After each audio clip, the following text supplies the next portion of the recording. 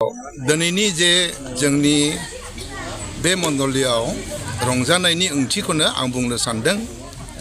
जे जोङो दिनै गेदेर रंजानाय मोनसे फैदों। गेदेर रंजानाया बेनो जोङो दहाय बुंखानाय बादि थांनाय 2008 मायथाइनिफ्राय लानानै प्लेन आरो हिल्स जोंहा गोबां बे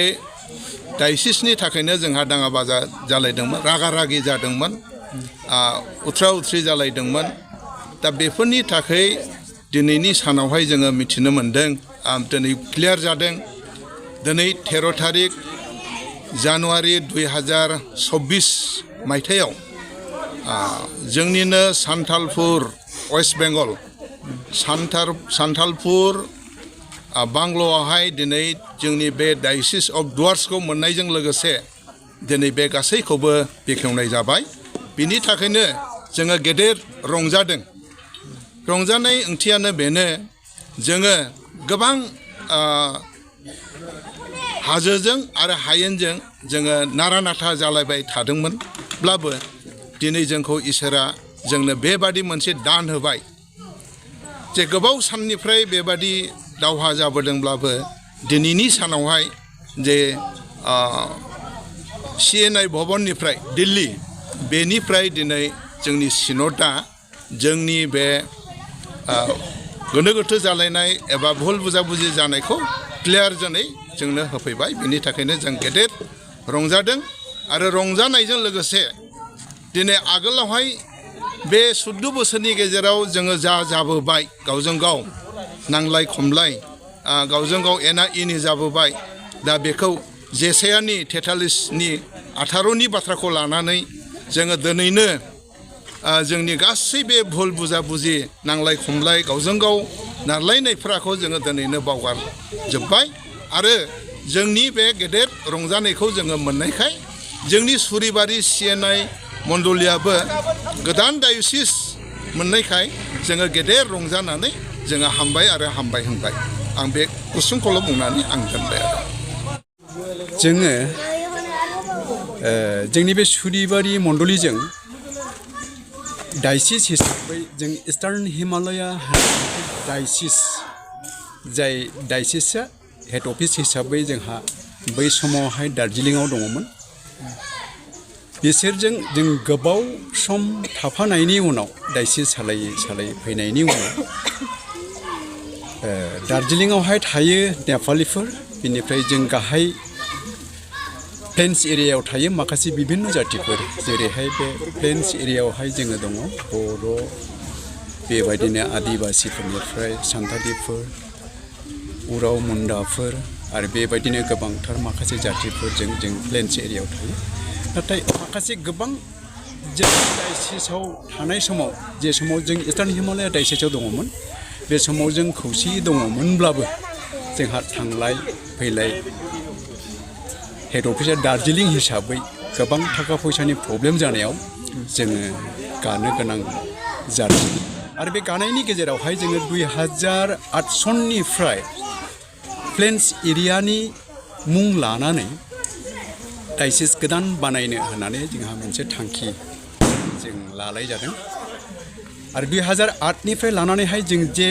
थांखिखौ डायसिस गोदान बानायनो थाखाय थांखि लानानैहाय जों आन्दलन खालामै फैनानै जों 14 बोसोर आन्दलन 2023आव जोंनि बे डायसिसखौ जों मोनफुंफैनाय जाहैबाय।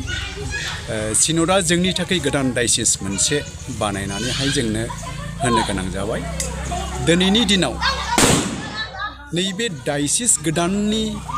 इन'गुरेसन हाबाफारिखौ जोङो वेस्ट बेंगलाव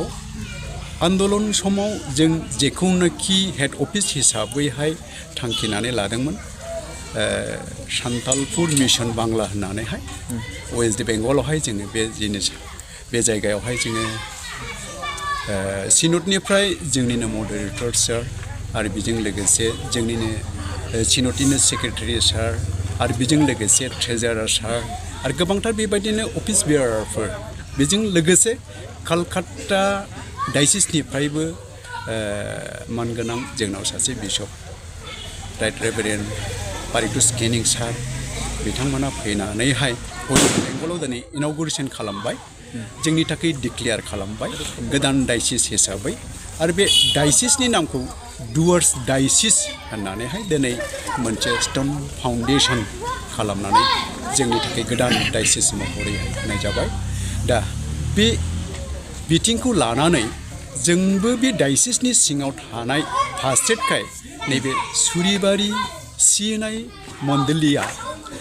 बेजों लोगोसे मोनथाम मण्डलि जोंनि बे सुरिबारि फास्टेटआव दङ जों दिनैनि बे जोंनि गोदान डायसिस मोननायनि इन'गुरेसननि हाबाफारिफोरखौ लानानै जोंबो जोंनि फास्टेटआव जों दिनैहाय जोंनि माखासे ख्रिस्टिय बिसासि फिसाफोर जोंनि बिदा फंबायफोर बिमा बिफाफोरखौ लानानै जों बे सेलिब्रेसनखौ दिनै जोंनि बे सुरिबारि फास्टेट कमिटिनि सिङाव थानाय सुरिबारि मण्डलिनि सिङाव जों बेखौहाय मानिनाय जायो बे प्लेन्स एरिया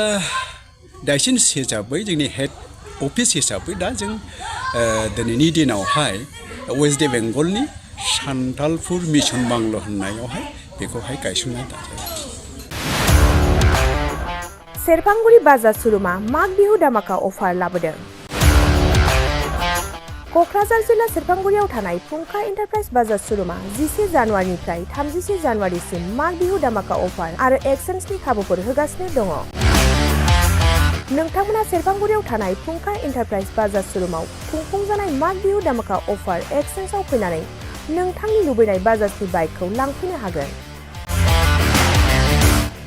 बाजाजनि बाइक सालायनो मोजां मोनग्रा रायजो राजाफोरनो फुंखा एन्टारप्राइज बाजार सुरुमा लोगोसे मोजां अफारफोरबो लाबोदों बेफोरनो जाबाय 90% लन गंनै हेलमेट फ्रि केस होनानै बाइक बायगिरिफोरनो 1000 रां केसबेक हरफिननाय जागोन आरो माग बिहु दामाका अफार एक्सचेन्जजों लोगोसे बाइक बायगिरिफोरनो गांसे ब्लेंकेट फ्रि हरफानाय जागोन